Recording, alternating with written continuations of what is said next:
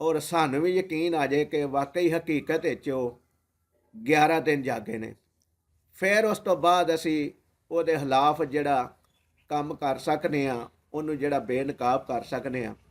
सानू चाहिए कि असी मुकम्मल तहकीक करके, क्योंकि शोभदाबाजियाँ मुआशरे दे विच है ने। एक बच्चा है जिहदे कोल कोई चीज़ नहीं है, उन्हें 11 दिन का वर्ल्ड रिकॉर्ड बना दिता है, तो उन्हें किवें बनाया है। बिस्मिल्लाहिर्रहमानिर्रहीम। दोस्तों अस्सलाम वालेकुम। दोस्तों इस वीडियो ਨੂੰ आखिर तक लाजमी देखा जे। ये वीडियो जी बनाने का मेरा मकसद जोड़ा ना वो इन्ना कु है कि अजकल एक जोड़ा सोशल मीडिया के उत्ते इशू चल रहा है, उस इशू के उत्ते एक दो सवाल मैं करना चाह रहा, और वो सवाल इस तरह के ने और इस मकसद ਲਈ करना चाह रहा कि ताकि साढ़े इलम में भी इजाफा हो सके। इकरार उल हसन साहब ने अजकल एक इशू के उत्ते वीडियोज़ बना रहे ने और चैलेंज कर रहे ने पीर हक हतीब बादशाह साहब नूं।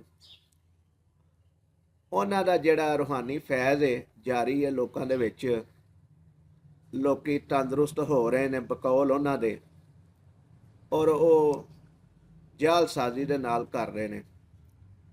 ये उन्हां दा क्लेम है इकरार उल हसन साहब दा। और चंद एक वीडियोज़ उन्हां शूट करके सानू लोकां नूं ये तासर देने की कोशिश की है कि ये हकीकत जालसाजी है। असी डबल माइंडेड हाँ, जो उन्हां दी वीडियो देखते हैं तो वो सही लगते हैं। जो इकरार उल हसन साहब गल करते हैं वीडियो की शक्ल साबित करने की कोशिश करते हैं कि वो जालसाजी कर रहे हैं या गलत ने, फिर असी इस पासे सोचने ते मजबूर हो जाने। लेकिन एक उन्हें वीडियो बनाई है, उहदे विच उन्हें जिक्र किया है कि उन्हें किन्ने अरसे तो जाग रहे ने पीर हक हतीब साहब, लेकिन उहदे मुकाबले दे विच उन्हें एक दो तालब इलम ने अमरीका दे शायद सन 60 की दहाई का जिक्र किया उन्हें अपनी वीडियो दे विच। ओहदा मैं कोशिश करांगा कि वो क्लिप भी तुहानूं सुना दें। मैं उन्हें ये चैलेंज करता हूं कि वो मुझे इकरारुल हसन साहब ने बयान किया है, ਉਹਦੇ ਵਿੱਚ ਉਹਨਾਂ ਜ਼ਿਕਰ ਕੀਤਾ है कि वर्ल्ड रिकॉर्ड तालब इलमां ने दो ने बनाया है 11 दिन जाग के।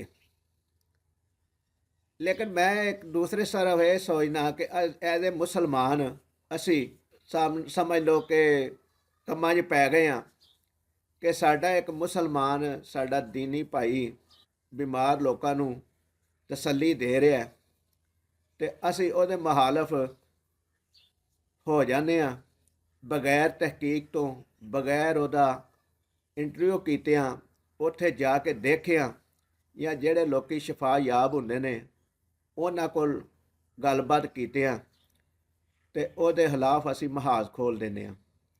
सानू चाहिए कि असी मुकम्मल तहकीक करके, क्योंकि शोभदाबाजियां मुआशरे दे विच है ने और हुंदियां ने पईयां। लेकिन जिहड़ा बंदा ये सारिया चीज़ों के उत्ते समझ लो कि आवाम दे विच इन्ना आ गया है कि लखां की तादाद लोग जा रहे हैं बीमारी का हल कढ़न वास्ते, ते असी उहदी तहकीक तो करिए ना लाजमी। फिर उस तो बाद असी उहदे खिलाफ जिहड़ा काम कर सकते हाँ, उहनूं जिहड़ा बेनकाब कर सकते हाँ। और दूसरी तरफ असी दलील ये भी देने हाँ कि देखो 11 दिन का यह दो तालब इलमां ने रिकॉर्ड कायम किया है जागन का। साडी ये समझ गल्लां नहीं आ रही, और ये वीडियो बनाने का मकसद भी है कि अगर तुहानूं समझ आ रही ने, तुसां ये वीडियो देखियां ने, तो तुसीं कमेंट बॉक्स ये गल्लां सानूं भी जरूर दस्सिया जे ताकि साडे इलम विच भी इजाफा होवे। असी दोनों भाइयों दे इकरारुल हसन साहब दे ਜਾਂ ਪੀਰ ਹੱਕ ਹਤੀਬ ਬਾਦਸ਼ਾਹ ਸਾਹਿਬ ਦੇ ਖਿਲਾਫ ਨਹੀਂ ਆ, ਲੇਕਿਨ ਜਿਹੜੀ ਗੱਲ ਦੀ ਸਮਝ ਆਈ ਉਹਦੇ ਉੱਤੇ ਅਮਲ ਜ਼ਰੂਰ ਕਰਾਂਗੇ। ਅਸੀਂ ਕਿਸੇ ਦੇ ਮੁਹਾਲਫ ਨਹੀਂ, ਲੇਕਿਨ ਇਹ ਵੀਡੀਓ ਬਣਾਉਣ ਦਾ ਜਿਹੜਾ ਮਕਸਦ ਹੈ ਉਹ ਇਹ ਹੀ ਹੈ ਕਿ ਸਾਨੂੰ ਵੀ ਸਮਝ ਆ ਜਾਏ ਸਵਾਲ ਕਰਨ ਦੇ ਨਾਲ, ਤੇ ਤੁਹਾਨੂੰ ਵੀ ਸਮਝ ਆ ਜਾਏ।